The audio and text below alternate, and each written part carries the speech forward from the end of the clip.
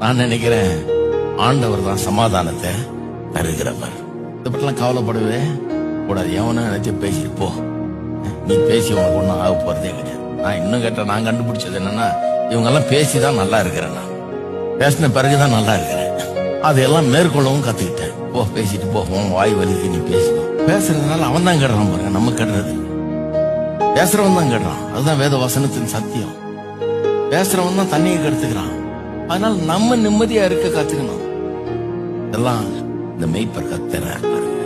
இந்த சமாதானத்தை பல்வேறு தொல்லைகள் வாழ்க்கையில, பல்வேறு தொல்லைகள் இருக்குது.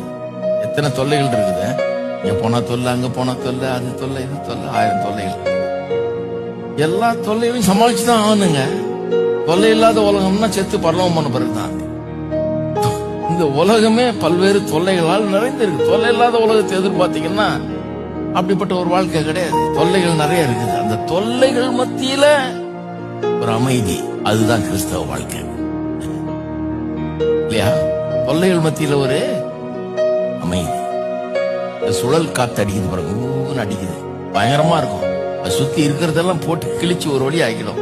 வீடுகளெல்லாம் அமெரிக்காலாம் பாத்தீங்கன்னா வீடெல்லாம் தூக்கி அடிச்சிடும். வீடு இங்க இருக்க வீட்டை தூக்கி அங்க அடிக்கும். அந்த மாதிரி கார்கள்லாம் தூக்கி அடிச்சிடும். அந்த மாதிரி இந்த சுழல் காத்து வந்துச்சுன்னா பண்ணும்.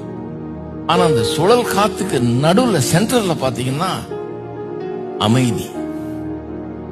ஒண்ணுமே ஆகாதான், ஒரு பின்னு கூட செய்யாது, அவ்வளவு பெரிய அமைதி. இங்க சுத்திட்டு இருக்கோம், நடுவில் அமைதி. கிறிஸ்தவ வாழ்க்கை அந்த நடுவுல இருக்கிற வாழ்க்கை.